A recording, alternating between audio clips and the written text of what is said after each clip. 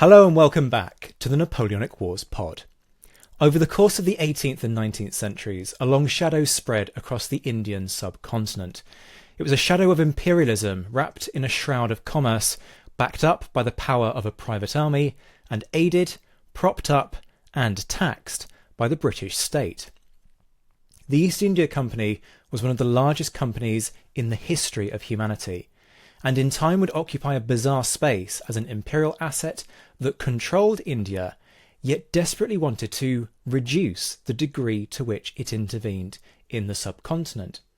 To understand why this company became such a linchpin of the British Empire, and why this is so important today, we are joined by Dr John McAleer in the first instalment of what will be a series on the rise, fall, and legacy of the East India Company. John is Associate Professor of History at the University of Southampton and is a world-leading expert on the East India Company. He's also an incredibly modest individual, so his ears will no doubt be burning that I've described him as a world-leading expert, but it is true nonetheless. John, great to see you. Welcome to the show. How are you doing? Yeah, very well, thanks, Zach. Thanks so much for that very kind and I think exaggerated introduction, but it's great to be with you today and to talk to you and your listeners and viewers about the East India Company, which, as you say, is described at the time as the greatest corporation of ancient or modern times. So maybe we'll get a chance to go into that and think a little bit and discuss a little bit whether that claim actually stacks up in reality or not. I do wonder if Jeff Bezos would hear that and wonder if that's a challenge to be taken up rather than a statement of historical fact. But that's probably an error of reflection that falls outside the historical remit of the show, if nothing else. Yeah, I think that's probably one for us to think about in terms of legacy. But yeah, we haven't even started got the East India Company up and running yet. So maybe we should crawl before we start running ahead into globalization and multinational corporations. But it's a big topic, as evidenced by the 14 kilometers, whatever that is in miles, 10 or 11 miles of shelf space full of archives in the bowels of the British Library in Euston Road. So, as I think I've said to people before, people think the most interesting thing about St Pancras Station is platform 9 3/4. Well, actually, it's what's underneath that road, in the basement of the British Library, kind of a record of the East India Company and Britain's engagement with the subcontinent from that kind of founding moment in 1600 right up to the 1940s. And the East India Company isn't the only thing that plays a part in that story, but it is a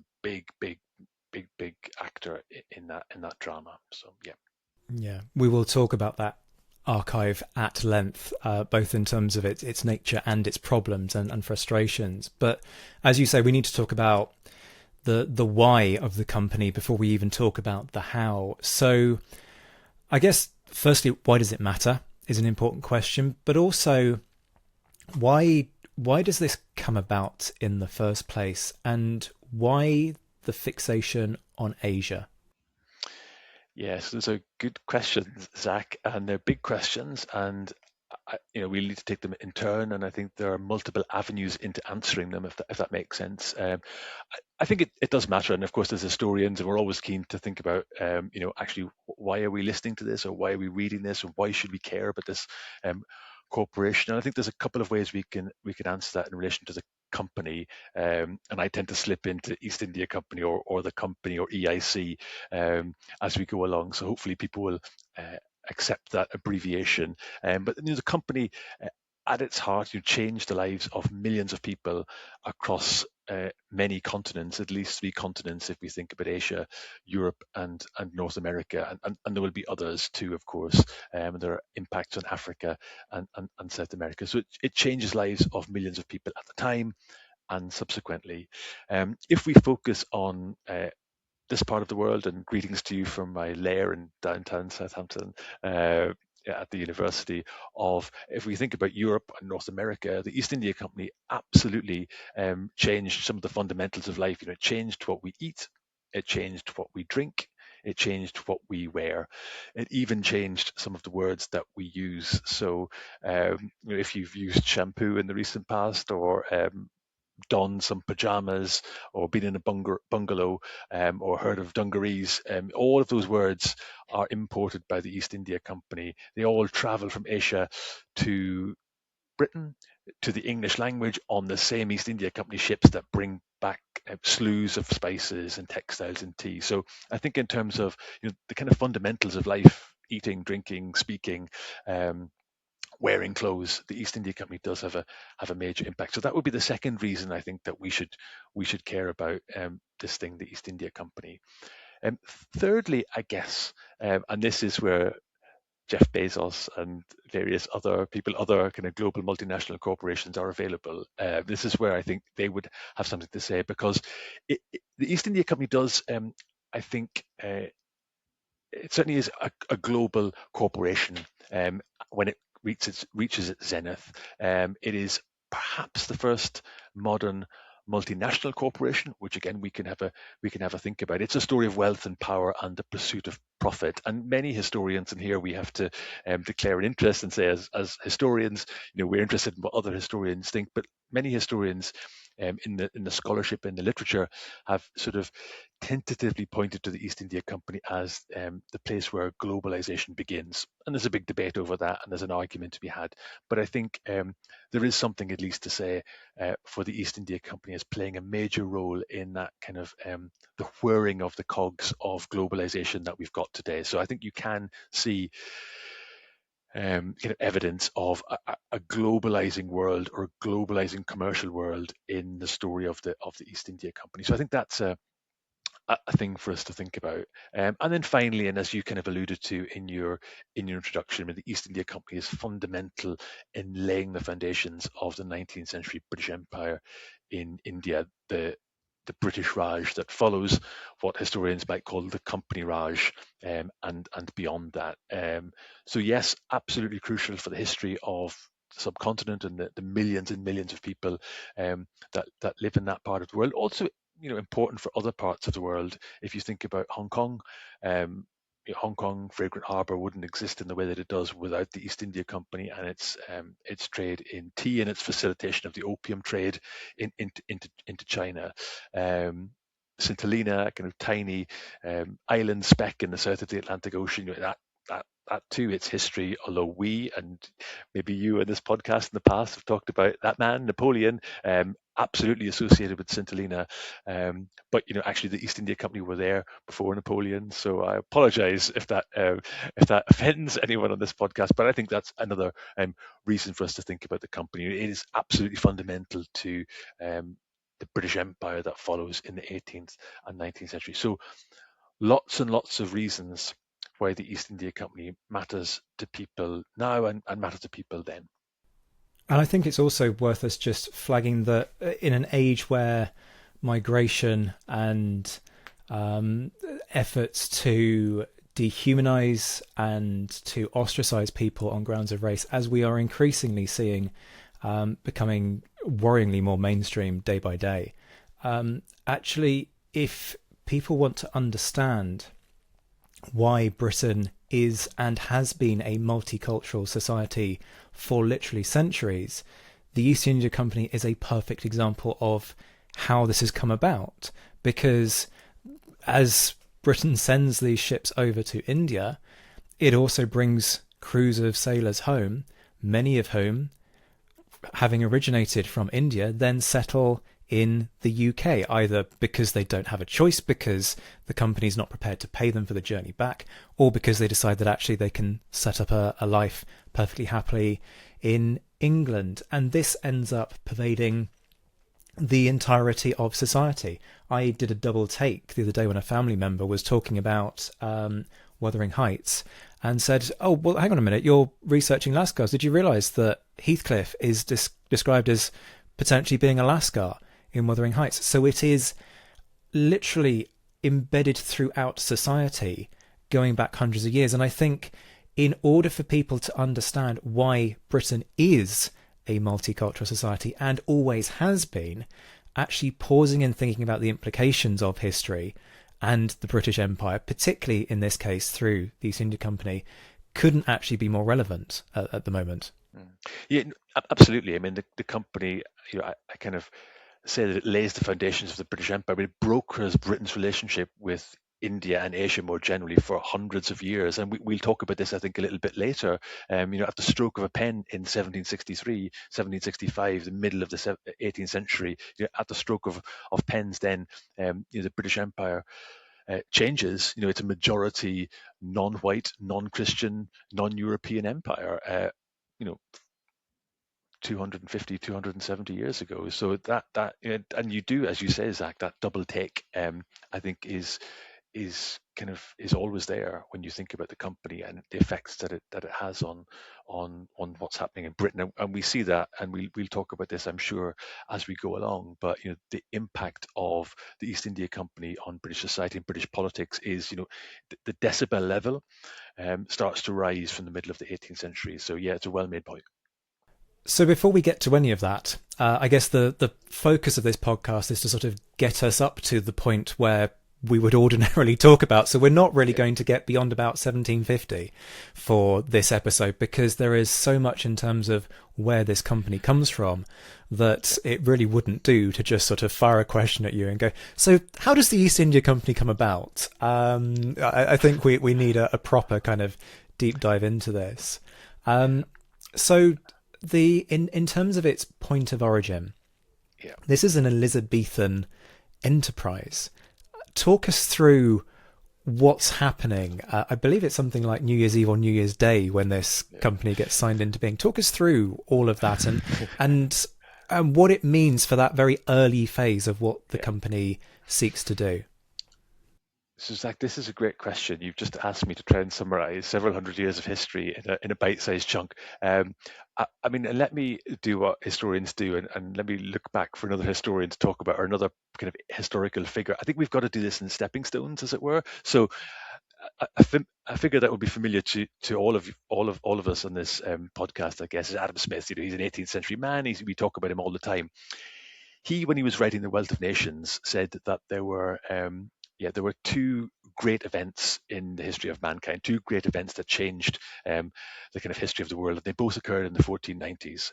Number one, the discovery of America, his words, by Columbus, and secondly, the charting of the passage to the East Indies around the Cape of Good Hope. He called them the two greatest, most important events recorded in the history of mankind. And that kind of, I guess, is the preamble to what follows next. Why are Europeans in general, not just the Company of Merchants of London, interested in this? Why are they interested in Asia? Well, all sorts of reasons, but mainly they're interested in expensive spices. So nutmeg, cinnamon, mace, black pepper, the kind of things that I guess you can reach up behind you on your kitchen shelf or whatever and find today. That wasn't the case in Elizabethan or Tudor England. Those commodities were available, but they were really expensive. So spice is really important. The East India Company goes on to import lots of spices. They import lots of textiles. They're not quite as au fait with those when they set out. And ultimately, they import tea. So they're interested in commodities. And the East India Company, I think, originates as a commodity trading company. That's essentially why they set themselves up, or why they decide to try and establish this company. So as you say, Zach, you're absolutely right. Delving back into the mists of time, the birth cert, if you want, of the East India Company is a document that lists the names of about 200 merchants of the City of London who essentially have a whip around. They all subscribe a certain amount of money in order to fund a voyage which they hope will be able to sail off to the East Indies. It's not as straightforward as that, as you can imagine, but when we get to the sailing bit, there are a few hiccups along the way, but essentially there are merchants of the City of London who are collecting money to fund this voyage. Now that's good as far as it goes, but it's not quite as easy in terms of setting up a company as it would be today. If we wanted to set up a company, it would be relatively straightforward. There are no major obstacles to doing that apart from money and time and commitment and expertise, I guess. In the age of Elizabeth, it's slightly more complicated than that. And so the East India Company, or what they term themselves, the the chairman, the directors and merchants of London trading to the East Indies, they have to ask for a royal charter to do that. They have to essentially get permission from the Queen and her politicians and her government. And that is what happens on the 31st of December 1600. They receive this charter, this essentially what they would call alienating part of the royal prerogative, giving the East India Company, this group of merchants, the right to all English trade east of the Cape of Good Hope, all English trade in the East Indies. Now, I think I've mentioned this before, and a geography teacher put his hand up at one talk that I gave and said, well, everywhere is east of the Cape of Good Hope eventually. And that is true, of course. They do know the world is round. They know what they're talking about. But effectively, what we're talking about here is the Indian Ocean world, everywhere from the Cape of Good Hope, southern Africa, all the way up through East Africa, past Madagascar, Arabia, the Indian subcontinent, sitting at the heart of this really well developed, sophisticated trading world that predates by many thousands of years the arrival of our British East India Company through Indonesia, today's Indonesia, Southeast Asia, China, Japan. So that is the kind of world of the East Indies that the East India Company is set up to try and exploit in commercial terms. Can I just ask how much awareness there is of space within all of this? Particularly when we look at maps that are drawn up during this period.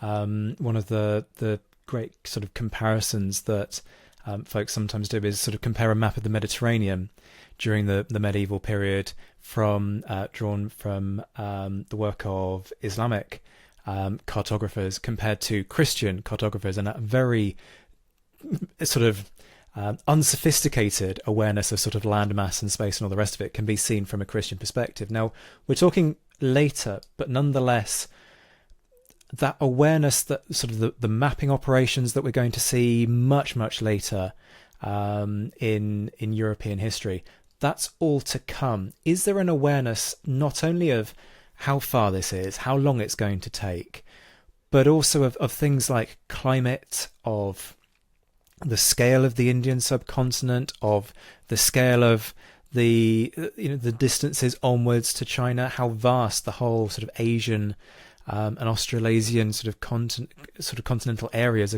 are? Are they just sort of thinking, okay, it's sort of you get to Spain and then you keep going south for a bit and then you go east and sort of maybe 3 months sailing and you'll be in India and then you'll sort of come back home? Are they that naive? Is this sort of some fabled sort of faraway land that you can get to in relatively short sailing times? Or is there this awareness, this is going to take years, but we're going to invest for the ultra long term here? So it's a really good question, Zach.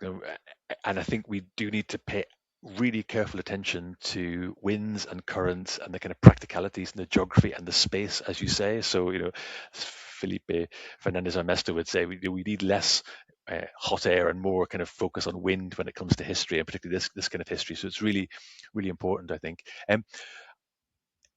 So when the East India, or when the Portuguese first get to India by sailing around the Cape of Good Hope, it's Vasco da Gama. That's the 1490s. I think we do need to be aware that between the 1490s and the 1590s and 1600, that's 100 years of development. That things change an awful lot in our world in 5 or 10 years. I don't think, and this is a grand sweeping statement, I don't think things change quite as quickly in their world, but things do change, and they do change at a quite a schlep, quite a speed.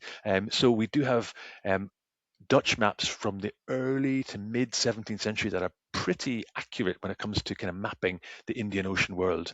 The first, and we might talk about this, the man that led the first East India Company, London-based East India Company voyage, James Lancaster, he's already been to Asia in the 1590s on a kind of private-ish mission, so long, or a decade before the East India Company get going. So the man to lead the first voyage knows exactly how long it takes, knows exactly what the conditions are. He doesn't maybe know the intricacies of what he's going to find in each individual port. He maybe doesn't quite know what the trading conditions and the commercial conditions. Again, we'll hear about how well developed was the East India Company's business acumen.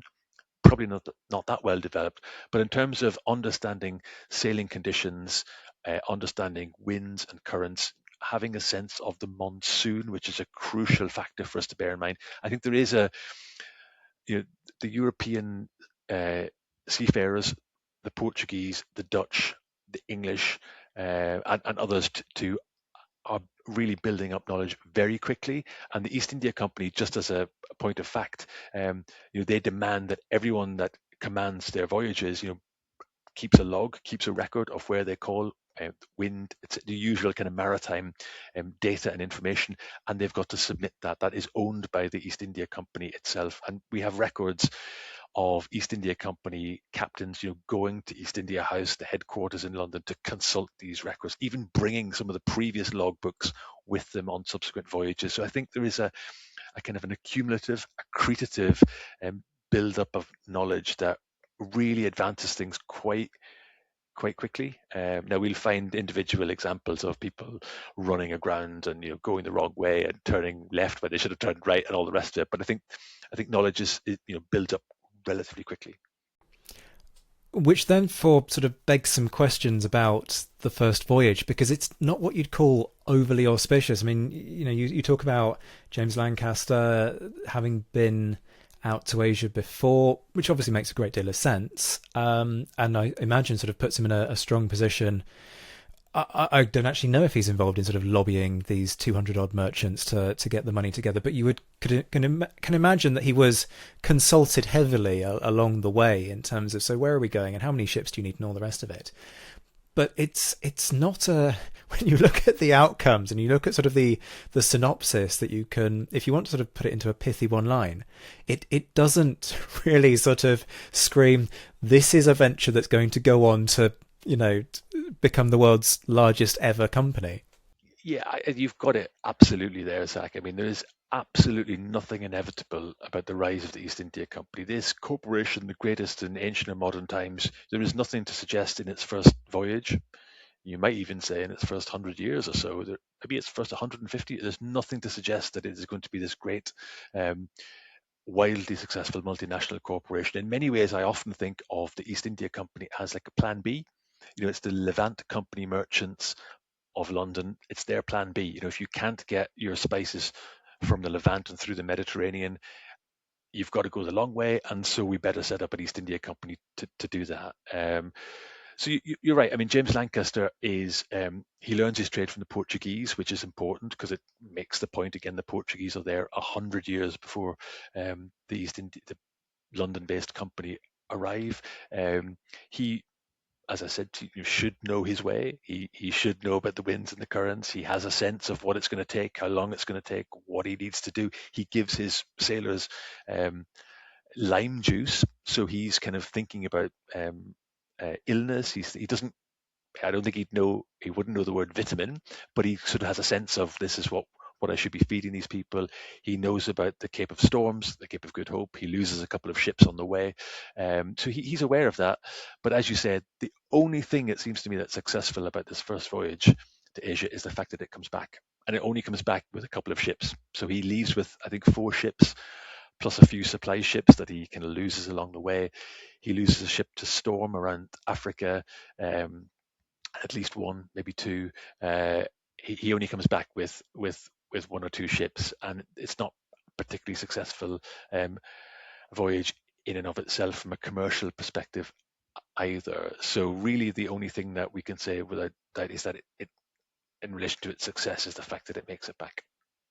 Let me sort of latch on to one of the points that you've raised there, which is the British aren't the only ones out there in India. If anything, as you're saying, the British are kind of late to this enterprise. I don't want to say late to this party because that's a bit too flippant for what the British Empire will become. But they are on the back foot in terms of getting ahead of other nations, other organizations, whether it's the Portuguese, whether it's the Dutch. If anything, they're the ones sort of trying to muscle into a series of markets that should be dominated by the Dutch for one, the Portuguese for another.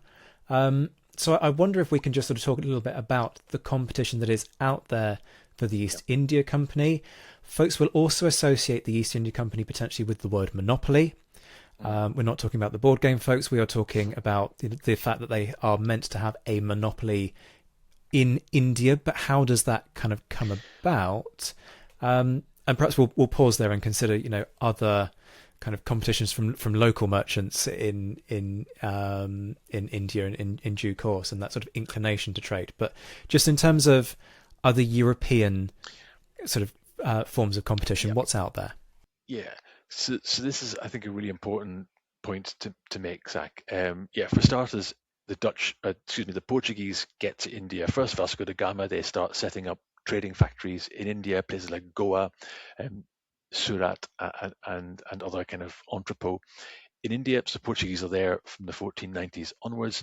The Dutch East India Company, the VOC, Verenigde Oost-Indische Company, with apologies for my pronunciation, actually is set up or established a couple of years after the London-based one, but yet the Dutch are sending voyages pre their VOC and are establishing bases in what is today's Indonesia, so Jakarta, what becomes Batavia under the Dutch. So they are the major European, I guess, the leading European traders. I think it's worth saying, though, that the British get there the English in the 17th century, the Dutch and the Portuguese are already there. Of course, they're coming into this Indian Ocean world that's pre-existing. The Indian Ocean world from East Africa through Arabia, India, and Southeast Asia, all the way up to China and Japan, has been viable as a trading space, as a commercial place for thousands of years. So, the classic example is, why is Indonesia a predominantly Muslim country? Because traders from Arabia have brought religion as well as trade to Southeast Asia. And why have we got evidence of Chinese trade with East Africa as early as the 15th century? Because we've got Chinese traders or people trading with China moving across the Indian Ocean world. So I think although the European competitors that the East India Company face are Dutch and Portuguese, really all of those Europeans kind of pale into insignificance in comparison to this pre-existing, very sophisticated, very well-developed trading world that is already there.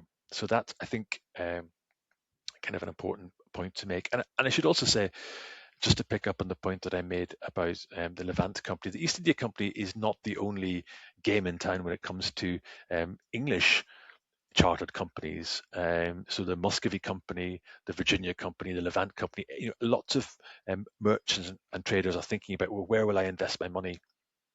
Where will I put my faith? Actually, is it better to invest in the Virginia Company because there's tobacco being grown there, and that's a surefire thing? Is the Levant Company with pre-existing links to through the Mediterranean, with that really long-established kind of commercial network all the way up to northwestern Europe? Is that a better bet? Is the Muscovy Company trading with Russia a much more secure investment than a slightly bizarre and haphazard plan B that involves taking small numbers of ships around Africa on a very long distance voyage with, as you said earlier, Zach, with long returns? Lancaster goes, he leaves in 1601, he doesn't come back until 1603.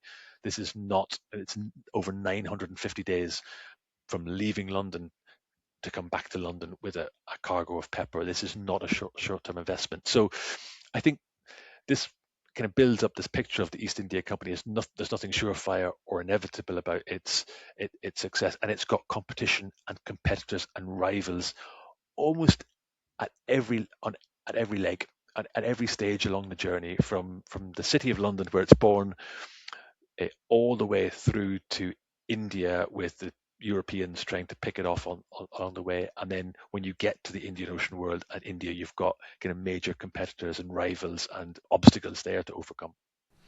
So we've looked at this a great deal from the European perspective, and sort of, as folks can probably hear, we're sort of teeing this up to now pivot that perspective and to start to think about this from the perspective of those in the Indian Ocean region.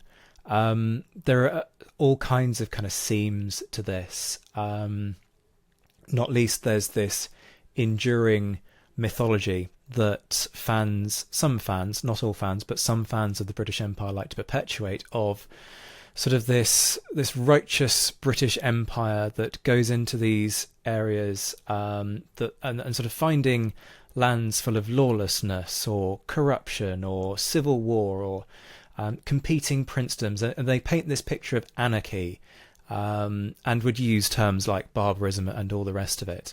And then the narrative goes on, and then in comes the British Empire, or in comes the East India Company, and we give people trade, and we give people commerce, and we give people wealth, and isn't it all sort of lovely? And it's basically a sort of a almost kind of watered down version of the Rudyard Kipling-esque comments about white man's burden. It's just kind of where that argument has kind of moved to, certainly in my head. Now, for folks like you and me who have spent some time actually looking at what's going on in India prior to the arrival of the British, whilst the British are trying to expand, what you very quickly see is that a lot of those perceptions are basically the results of the British arriving in India, not understanding the subtleties and the nuances of society and culture, and going, this is different, therefore it's probably immoral and probably savage, their words not mine, and we're just going to sort of put a big black mark against it. Now, there's a lot more subtlety to that, that we'll potentially kind of get into, but I do want to just sort of take some time to reflect on what's actually happening in the Indian subcontinent around the time that the East India Company is attempting to become something of a sort of more substantial going concern. And I guess the first place to start with that is, how on earth do people react when these lunatics from some far off land called England pitch up and they're trying to sell them sheep's hair in a tropical climate? Because that doesn't strike me as a particularly great business proposition. No, well, these are all well-made points, Zach. And I think just it occurred to me when you were talking that if we were doing this podcast in 1800 or 1700, which of course is ridiculous, if we said the company, we'd probably be talking about the Dutch East India Company as the most, right up until the 1790s. And if we were talking about the empire in relation to South Asia, we'd be talking about the Mughal Empire. So I think to all of your points, I think a lot of this is filtered through, we can't we can have to look back through the miasma of the 20th and the 19th century. I think if we were in the 18th century, a lot of people in Britain had major concerns about the East India Company, very serious criticism of the company in all sorts of levels, from popular politics all the way through to Parliament. So we again, that's something maybe we can touch on. Well, I mean, 1859, I think, is sort of the ultimate demonstration, right, of an awareness of the problematic nature of just the company trying to govern the region. But sorry, I've interrupted you. Yeah, and indeed, no, and that's the obvious point to get to. But before then, we get the trial of Warren Hastings and Edmund Burke standing up in Parliament and essentially saying, what happens on the streets of Calcutta is as important to me as what happens on the streets of London. So that in terms of the first human rights trial, why is he doing this? Because he thinks that the East India Company has kind of has no responsibility, that they're exploiting people there. He thinks a kind of more government control would be a good thing. So it's a really complicated, very nuanced picture, as you set out, Zach, that we need to think about here. I mean, I guess to go back to your question, because the East India Company weren't really looking at India in the first place. They were off. Lancaster was aiming for Southeast Asia, Indonesia, Aceh, he calls that, trying to pass off his heavy English tweed for all those delightful peppers and spices. So not much business acumen there, and he just gets lucky by capturing a Portuguese carrack filled to the gunnels with black pepper. So initially, the East India Company is looking further east to Southeast Asia. They eventually, and we can maybe go into this, pitch up in southern India, looking for trading rights. Now they've tried to go there before, but essentially that's the operative phrase, trading rights. So they need to get the right to trade from whichever particular local ruler is that they're petitioning for. So in the first decades, we get ambassadors and trade representatives and grand factors going to India looking for firmans for trading rights from the Mughal Emperor.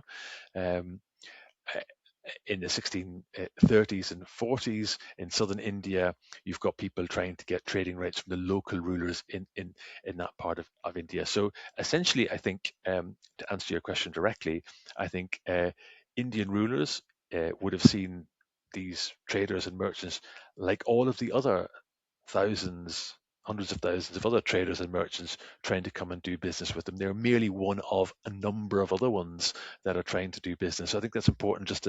There's nothing special about the East India Company.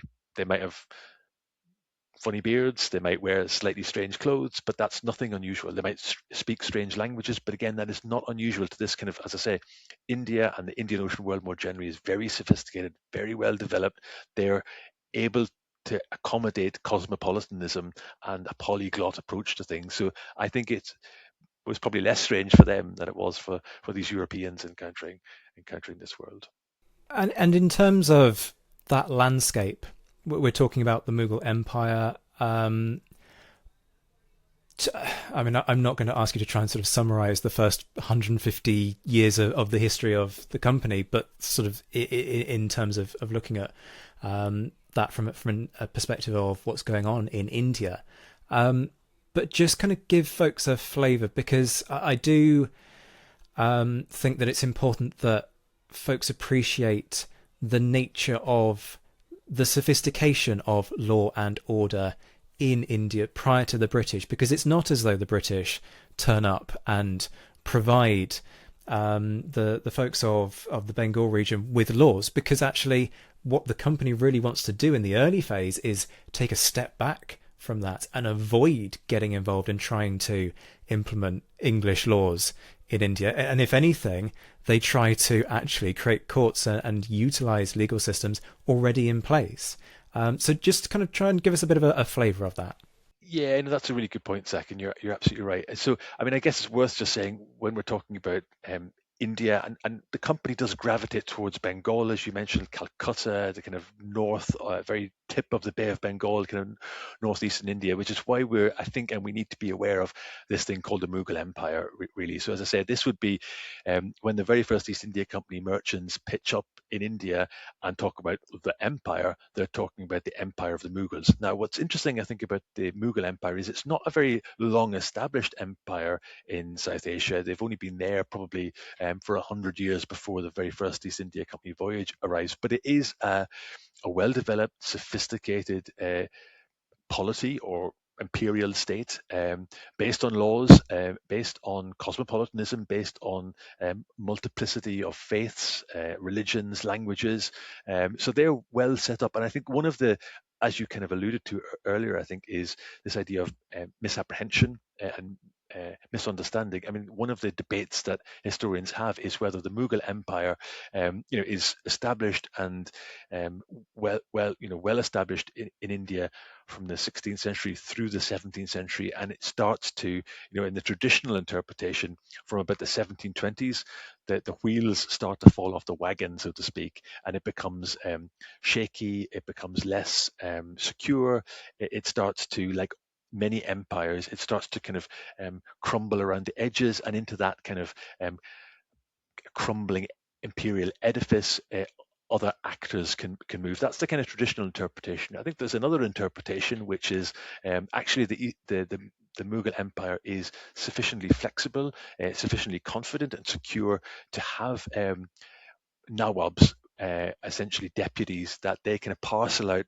dominion and responsibility to, in order to collect taxes for them, in order to administer justice for them. So I think it is, in many ways, almost the perfect imperial system, if you want to put it that way, in that they're able to accommodate difference and they're able to be sufficiently flexible. They don't kind of calcify into this kind of very rigid sort of state structure that kind of imposes things from a center and is inevitably doomed to fail, because that will always invite resistance to it. So I think the Mughal Empire is the kind of big player in town here, if you want to put it in that way, and all, or almost all, East India Company people need to respect that. So in the early decades of the East India Company, you've got Thomas Roe, who's a kind of, yes, he's got a strange role. He's both going as an ambassador of the East India Company, but also the king, James I, James the Sixth and First. But he's going to the Great Mughal, as he would call him, to look for these trading rights. And that kind of pattern of effectively trying to ingratiate yourself, trying to get on the right side, as it were, of the Mughal Empire, that pattern persists for the first 150 years or so of the East India Company. Do we know much about that process of negotiation and how parties on both sides sort of felt about this? We've talked already about how, from the perspective of any of these rulers out in India, this is one procession in a sequence that will have sort of come through the palace doors and will go out again. And why is there that inclination to go, yeah, sure, okay, particularly when you've got other actors and other European companies, and you're sort of going, well, so you speak one language and you speak one language, but both of the areas that you come from would fit many times into the kingdom that I. Why aren't you just one in the same country? What's going on there? So how do they feel about this? And equally, where you have such fierce pride and jealousy and competition between Dutch, British, Portuguese, and so on, how do the European competitors feel about each other, and also about having to sort of bow and scrape when they're dealing with somebody who is visibly different? And we talk so much about the significance of that difference. How much angst is attached to that visible difference during the period that we're talking about, prior to sort of the 1750s? Yeah, these are good questions, Zach, and big ones. In terms of European differences, I guess there is a lot of internal and external rivalry between. That's the most polite way that I can put it. I guess there is a lot of rivalry. The Europeans are very keen, on the one hand, to demonstrate that they are, each individual nation, let's call it that way, is keen to demonstrate their superior ability in terms of arms, their superior to kind of commercial ability, their superior trustworthiness. So it's quite. And what's interesting is that the Asian rulers are often very familiar with what's going on. So, for example, we know that there are references to various kings and rulers in Southeast Asia being aware of the Spanish Armada, or the defeat of the Spanish Armada. That news has traveled to Asia and gets around quickly. There are So the English company defeat the Portuguese off the west coast of India in the first decade of the 17th century, and that is put down as a great marker of superiority, military superiority, and that encourages the Mughal emperor to, sit up and take notice of the English company. So I think there is that kind of rivalry never really goes away. You get Portuguese, trying to bend the ear of the Mughal. You've got French factors who are keen to kind of subvert and frustrate English trade. So there is always that kind of European rivalry. At the same time as these Europeans are, they're not in Europe, they are in Asia, and so sometimes, quite confusingly, you get Europeans actually working together in order to facilitate trade, so that they leave their national, religious, personal animosities behind them, because no longer are you fighting different interdenominationally Christians in Europe. You're potentially all Christians meeting a Muslim ruler or a Hindu ruler, or whatever. So I think it's a really complicated and messy picture when it comes to the Europeans and the rivalry within that. When we're thinking about, I guess, in India, and the Mughal emperor there and other rulers, I think I think a point you made a bit earlier, we need to flip the telescope, as it were. A lot of these rulers are using Europeans, and we'll see that later, and maybe in future episodes, the way in which Indian rulers play Europeans off against each other. So they too are kind of trying to use this diplomatic dance, as it were, in order to gain advantage over their local rivals. So there is really complicated picture. But it's a really important point that you mentioned, that diplomacy and learning the language of diplomacy and understanding what kind of gifts to give. Gift giving is a major aspect of it. The right way to present it, the appropriate gravitas to accord the ruler that you're going to, the suitable way to present yourself and your men, how to dress, how many cannon to fire in salute. All of these things are really, crucially important, and it's not just choreography or superficial kind of window dressing, as it were. It's taken seriously, and people need to learn that language, and it permeates the first 150 years of the company. One of the things that always strikes me when I reflect on the early history of the company is the tentativeness, the almost sort of tenuousness of the English company's position out in India. Sure, you have the establishment of the three factories, Bengal, Bombay, and Madras, but the one that always sits and resonates with me is the line, and I forget where I read it, about how during the English Civil War there is so much angst amongst the English out in India that the next ship they see might be the last one, that things are so horrendous back home that this entire enterprise might get wrapped up, and they don't want to be left out there. Now, I do sort of wonder about that slightly, because just as we were talking about the Lascars right at the top of this episode, who are transported on paid voyages to the UK, and then decide that actually they're going to set up home here in the UK. So equally, there must have been some folks who went out to India and went, actually, you know what? Perhaps I'm going to make my life out here, rather than having that fixation of going back home and not wanting to be sort of marooned out here. But I'm curious about that level of investment, that the people who are making this happen, whether it's the merchants, whether it's company officials, whether it's even the ordinary sailor, how invested are they in the idea that actually this might be a new life for me, and so I am prepared to commit in a life-changing way to what this company represents and what it might do for me? Yeah, that's a really good question, Zach, and I'm not sure if. Yeah, I don't know the answer. I haven't seen anyone saying that they're willing to commit. I mean, I guess the best response I can give is that kind of point that you made about the tenuousness of English. Let's talk about English in the 17th century, English footholds around the coast of India. I think that is quite a useful metaphor almost for the entire company, because these are tiny fortified warehouses effectively on the coast. So Fort St George, Fort William, and in Bombay, these are not big. These are not big establishments, and everyone that works there is, that's based there, is a factor of the company, is a writer of the company. They're employed by the company. They're there on the company's behalf. So I think the idea of setting up a colony, or doing what the Dutch do, for example, in Cape Town in 1652, where the VOC brings burghers to Cape Town who then decide they want to stay there, I get the sense that that's less of a possibility, or less of a prospect for East India Company merchants, factors, writers, soldiers, kind of sailors in India.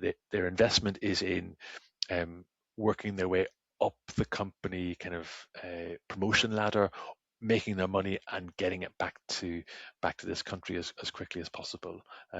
So that would be my sense. There is a bit of in the 18th century, we get to this a little bit later, perhaps, or in a future episode, where there is the beginnings of the establishment of kind of a colonial settlement, kind of in the truest sense of the word. But I think in the 17th century, it's probably less so. It's going to be interesting to track that change across the series, not least in terms of that willingness to sort of make a life with the local people that becomes much more mainstream over the course of the 18th century, only for the company to sort of pull back from that concept and to start to instead invest in, well, you can make a life out in India, but it should be with other European settlers out there. So that will be an interesting one to sort of to chart over the course of this series.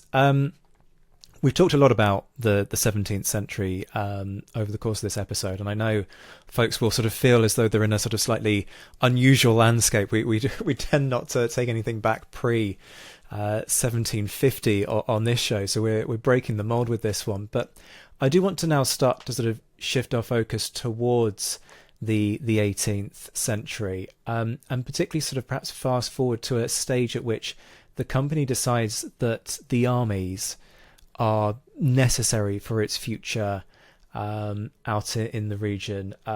So these are sort of built around the idea, well, we have factories and we need guards for those factories. And initially this is a very sort of ad hoc sort of arrangement, and then in time sort of balloons into the force that will become the East India Company armies, which will be at least the size of the British Army, if not more, over the course of this. So just talk us through that transitional phase where we go from a time when the company sort of has these factories. This is all a very small scale operation, to actually know what we're doing is under sufficient threat and is sufficiently profitable and is perhaps, you know, a venture that can and needs to be sort of pushed forward through the barrel of a gun or at the point of a bayonet. That means we need these armies.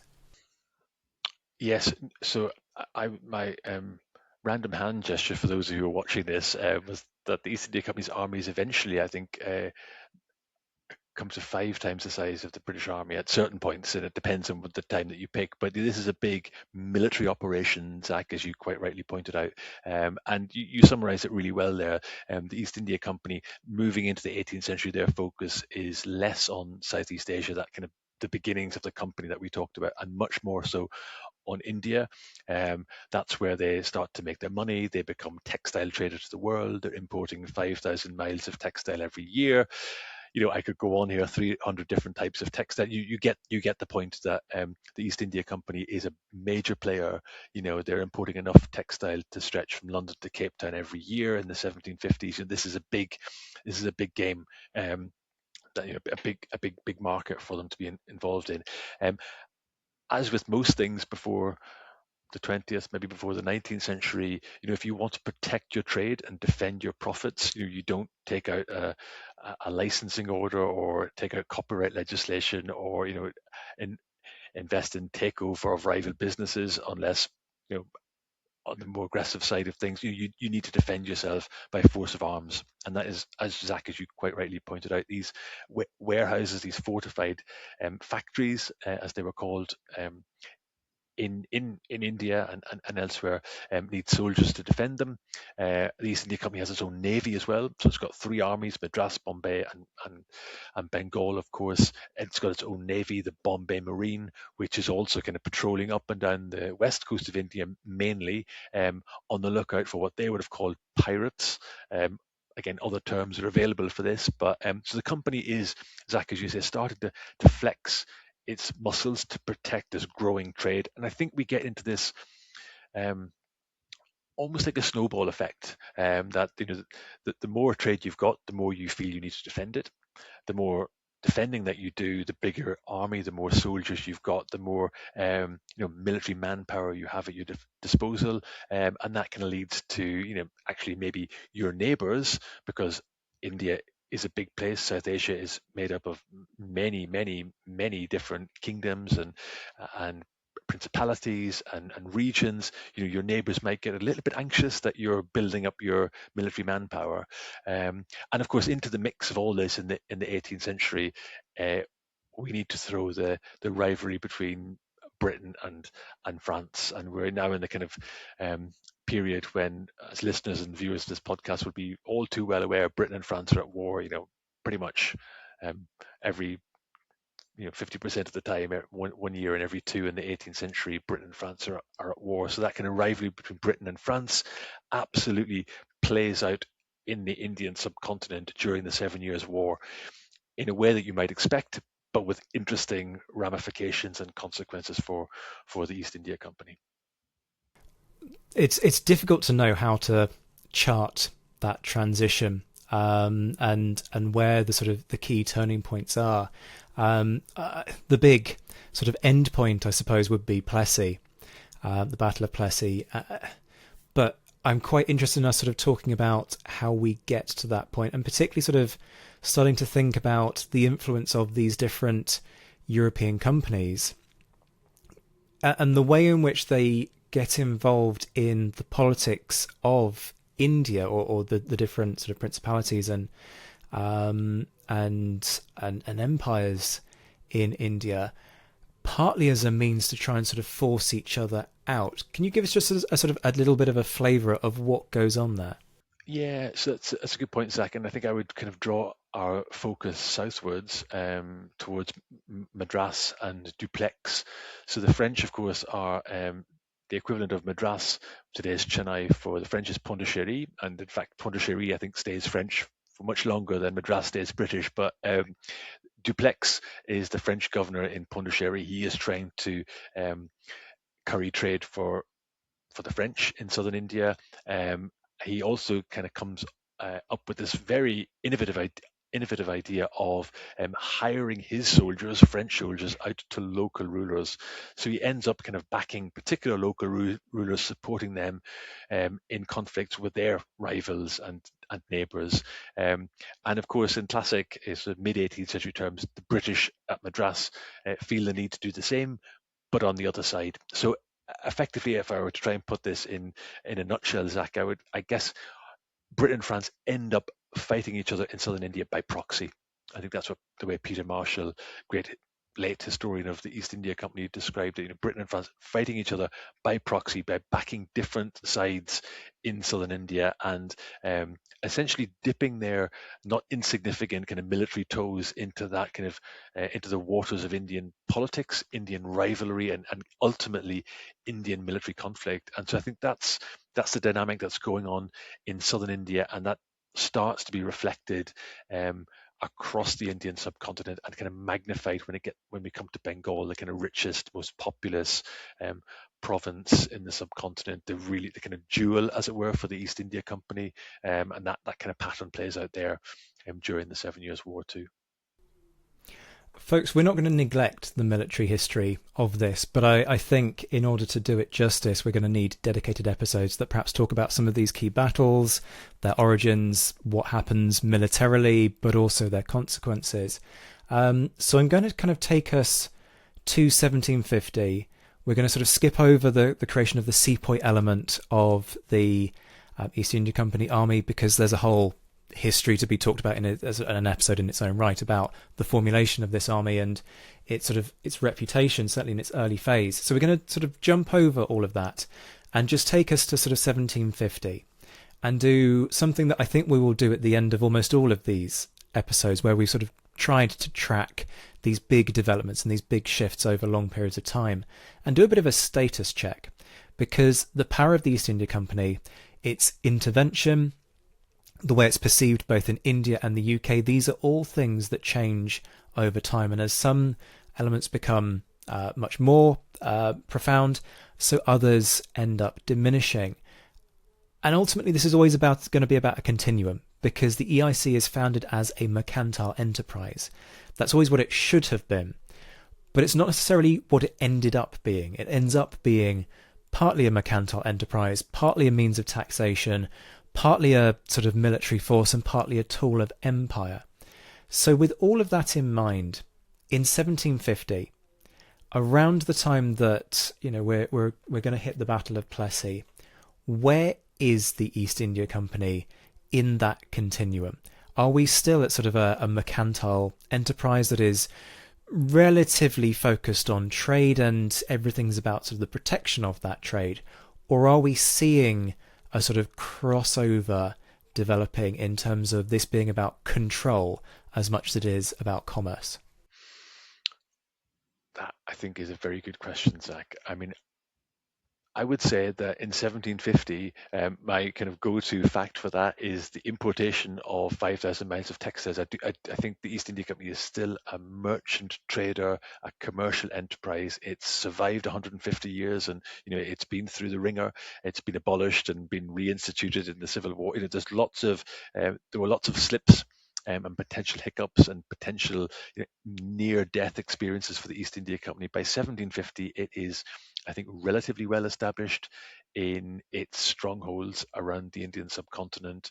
We have the development of these fortified warehouses and pockets of influence, spheres of influence beyond that. So trade is proceeding well with the usual kind of ups and downs.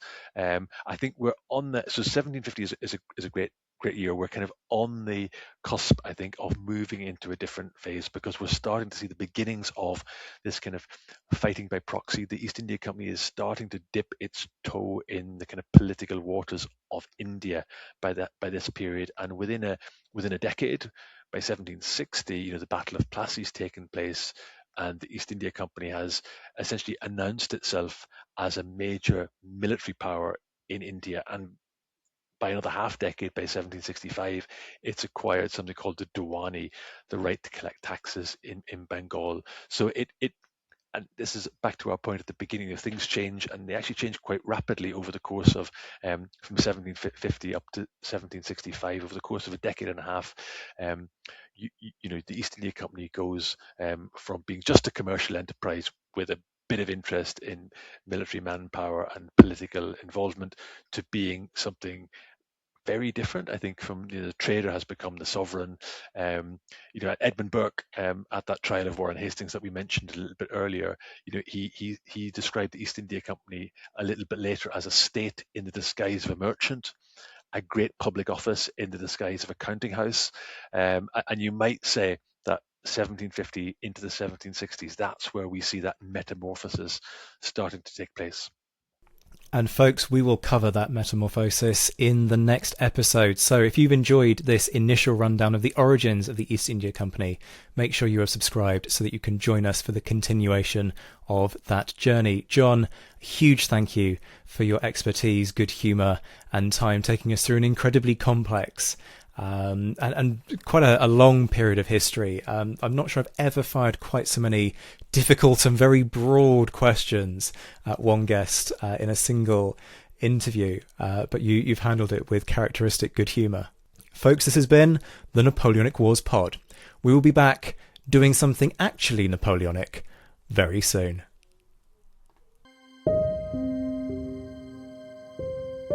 This Christmas, support the show for free by subscribing so that you never miss an episode. And if you've got a question, post it in the comments section and we'll get back to you. Don't forget that you can enjoy early access, exclusive episodes and Napoleonic Nerd catch-ups on Patreon. The link is in the description. Shout-outs to our patrons who, at the time of recording in mid-December 2025, were in the mentioned in dispatches tier: Brendan Teeling, Beatrice DeGraff, Lynn Dawson, Jim Deary, Josh Keeney, Colin Fieldhouse, Jim Getz, Jeff Maple, Robin Brasher, Stephen Gillen, Hugh Brennan, Alistair Campbell-Grieve, Andy Meakin, Mark Anscombe, Rob Coughlin, Ruins Girl, Noah Fink, Miles Reedy, Nick Overland, Graham Goodwin, Chris Pramas, Anthony Gumbau, Anonymous American, James Fluick, Natasha Hobday, Rod Schwager, Chris Kimball, Gary Dennis, Ted Andrews, Richard Anderson, Arthur Forgy, Sam Moore, Wyatt Pollock, Joe Ayres, Peter Findlay, Giovanni, Steve Gillam, Jean-Baptiste Van Merlen, Daniel Friedman, Neil Reed, Jonathan Willits, Wojciech Stefanovic, Simon Weathers, John, Zach Johnson, Matthew Turner, Rich Payne, Edward Gilhead, Vic Martindale, and Adam Coslin. The Admirals: John Haynes, Mike Guest, Rachel Stark, Mark Duckers, David Priest, David Maxwell, Graham Callister, Sean Sullivan, Stephen Ashworth, Kate Wilcombe, Clemens Beman, Steve Carter, Reto the Sci-Fi Fan, Tim Day, Jason Morn, Tim Pritchard, Darla Vincent, Rob Painter, Simon T, Alex, JC Kaiser, and Graham Swidenbank. And in the Crown Yourself tier, Emperor of the First French Empire Todd Campbell, Duke of Wellington Laird Campbell, Chosen Man Graham, the Yankee Eurogale Jarl Brian Silicate, First Lord of the Treasury Ryan Diamond, Portree Prince of Pukalani, Bob Burnham, General Alexander Suvorov, Seth Hansen, and too Jacobin to crown himself, Dan Hazelwood. We'll be back very soon, but until then, this has been the Napoleonic Wars Pod. Take care of yourselves, folks. Stay well, stay nerdy, and as always, thank you for listening.